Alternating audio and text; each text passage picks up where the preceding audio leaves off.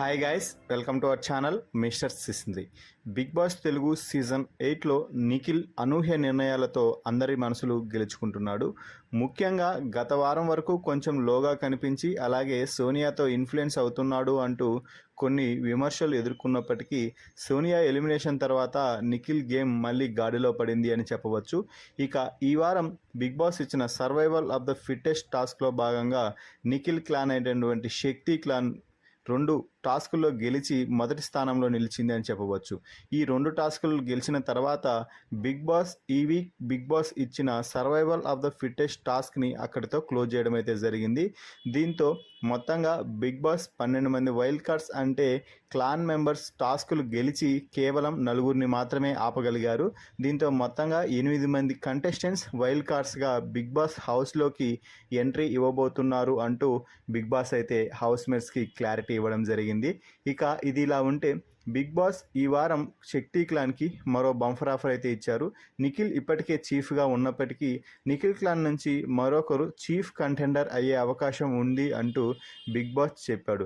ఎందుకు అంటే శక్తి క్లాన్స్ వరుసగా 2-3 ఛాలెంజెస్ గెలవడంతో దీంతో శక్తి క్లాన్ నుంచి ఒకరు చీఫ్ కంటెండర్ డైరెక్ట్గా అయ్యే అవకాశం ఉంది.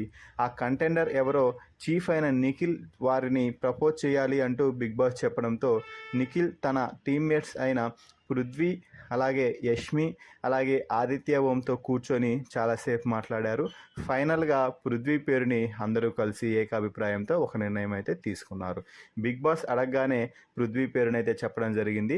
అయితే రీజన్గా చెప్తూ యష్మి ఇప్పటికే క్లాన్ చీఫ్గా చేసింది అని, ఇక ఆదిత్య ఓం అన్న ఇంకా ప్రస్తుతానికి ఇప్పుడిప్పుడే ఆయన టాస్కుల్లో అన్ని దాంట్లో కొంచెం ఇన్వాల్వ్ అవుతున్నాడు కాబట్టి ఆయనకి ఇంకా సమయం కావాలి అంటూ, ఇక పృథ్వీ ఇప్పటికే తనను తాను నిరూపించుకున్నాడు, ఇక చీఫ్గా ఎలా ఉంటాడో చూడాలనిపించి మేము చీఫ్గా నామినేట్ చేస్తున్నాము కంటెండర్గా అంటూ నిఖిల్ అయితే చెప్పడం జరిగింది.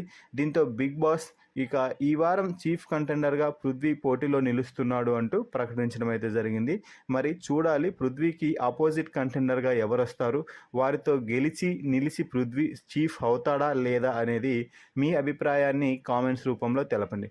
అలాగే నిఖిల్ పృథ్వీని చీఫ్ కంటెండర్గా ఎంచుకోవడంపై కూడా మీ అభిప్రాయాన్ని కామెంట్స్ రూపంలో తెలపండి. మరిన్ని బిగ్ బాస్ లైవ్ అప్డేట్స్ కోసం మన ఛానల్ని చూస్తూ ఉండండి. Please subscribe our YouTube channel mister సిసింద్రి.